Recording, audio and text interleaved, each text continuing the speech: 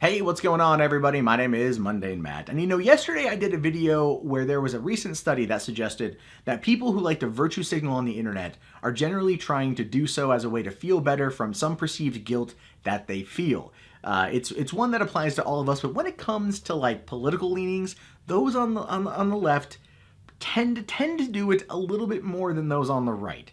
And I generally like to say that the left falls for fake narratives while the right falls for fake news, and this is very much a fake narrative situation. So the FBI today arrested a writer who has been writing for many left-leaning blogs like The Intercept and Daily Kos and a few other places, named Juan Thompson. Juan Thompson is 31 years old, out of St. Louis, Missouri. Juan Thompson also happens to be black.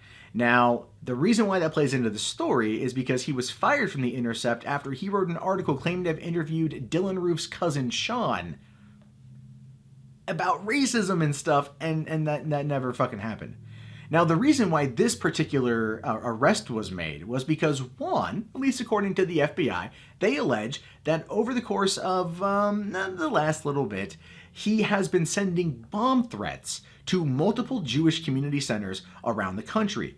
A few in his name and a few in his girlfriend's name, his ex-girlfriend's name. Now, he's been trying to claim that she's a nasty woman, which is kind of a weird slang term that's been popularized recently, but claiming that she is a nasty woman and that she has been sending the bomb threats as a way to defame him. The FBI says differently, and ever since they've been looking into him, his Twitter account's been silent. But there is one little nugget that does remain. It's one where he actually tries to explain what's happening to him and blames it on his ex. And this is actually from February 24th, so this is like a week old. So he knew he was in some shit, and he was very much trying to get public pressure on the FBI to look someplace else and to go after his ex, because this is what he had to say. 2 years ago, after swearing off white women, I started dating one named Francesca. She seemed like a cool Brooklyn white radical. There were warning signs, though. She didn't tell me she had herpes until after we hooked up. She called me a thug in an approving way because she liked I was wearing J's and ballin' shorts after the gym, and she called herself Captain Save-A-Thug, a reference to the type of black men she dated. We broke up after someone showed me the light, and since she stalked and harassed me, threatened to have me killed, and said she was going to make me a prison statistic, and looked forward to me being raped in prison.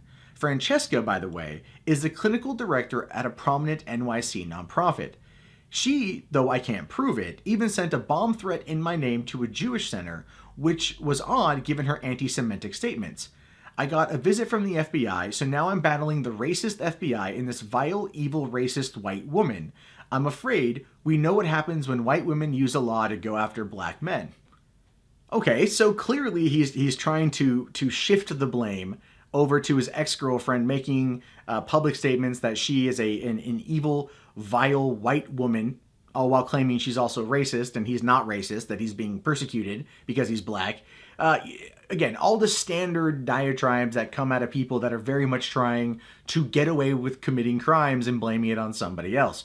And the thing is, this guy has been arrested. The FBI is generally pretty good at catching this sort of shit, provided it happens within this country's borders. Outside of that, it's a little bit tough. But they tracked it down, and they figured out that this guy had done it. Now, looking through his Twitter feed, many people were able to uncover posts that were not the most pro-Israel. And there was even a post from last year that indicated that Juan Thompson himself is a Muslim. Now, I'm not trying to suggest that he hates Jews and everything else, but when you make some posts on your Twitter feed that ain't necessarily the most pro-Israel, and then all of a sudden you're busted for having, called and left bomb threats at multiple Jewish centers, one might assume that there's, where there's smoke, there's fire, right?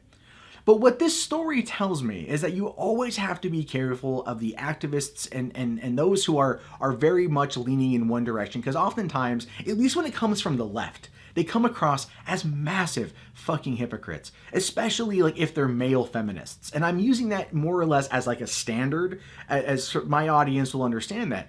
male feminists are usually not feminists, in it for themselves, and end up being horrible people as a result, right? We see this every single year. And I'm not saying that activists on the right aren't equally as bad or just fucking retarded. Many of them are. But when you have someone who has left-leaning tendencies and they become as vicious as people like Thompson was claiming and what he was doing, you can see that there is very much an angle at play. And that angle, at least in my opinion, I don't know this for a fact, but this is my opinion, is that a lot of this has to do with, well, victimization. Right? Someone like Juan Thompson, from what I'm reading here, what I've gathered, what I've seen, my opinion, is that he was doing this because he felt jilted from a breakup. He wanted to hurt this woman, and he felt he could hide behind the fact that he was black, that he's a Muslim, and that she's a white woman. And we're in this age now where if you are white, to some extent, people immediately assume that you are guilty of something. Hence why I brought up that study that I reported on yesterday, where people who are usually the loudest about something are oftentimes guilty of what they're going against, or they feel guilt in some other fashion. So you can kind of see where the mentality is coming into play here. And the thing is, I love it when these motherfuckers are exposed. I love it when they're exposed because you get to see how truly hypocritical they are. Here's the thing. If Thompson here doesn't like Israel, I'm fine with that. It's his opinion. It's when he starts calling in bomb threats that I'm like, that's way too far. That's not one step over the line. That's fucking 1,800 steps over the line. You can never call for violence against someone you dislike. But then again, it wasn't even aimed at the Jewish centers. This was aimed as a way to discredit and destroy and defame and hurt his ex-girlfriend because he's jilted after the whole thing ended. And that's just kind of where we are with this right now. Now, we don't know anything more than this. He's just been arrested. No trial date. Nothing like that's been set. But here's what I want you guys to take away from this. I want you guys to look at the situation. And I want you guys to kind of start to question any time you see somebody. And it doesn't matter what ideology they're coming from. When they start defending something past the point of reason, right? When they start like defending something past the point of like understanding, when you can see when it gets to that point of where they become rabid about something, then you have to ask yourself, what are you hiding? Anyway, guys, what are your thoughts on this? These are things I want to know. Go ahead and write them down in the comments. My name is, of course, Mundane Matt. If you guys haven't already, thumbs up the video, subscribe to the channel, check back often for more content from me. Have yourself a fantastic day, and remember, don't be a smug cunt on the internet that tries to get back at your ex by calling in bomb threats, because you will get found out, and then you will go to jail.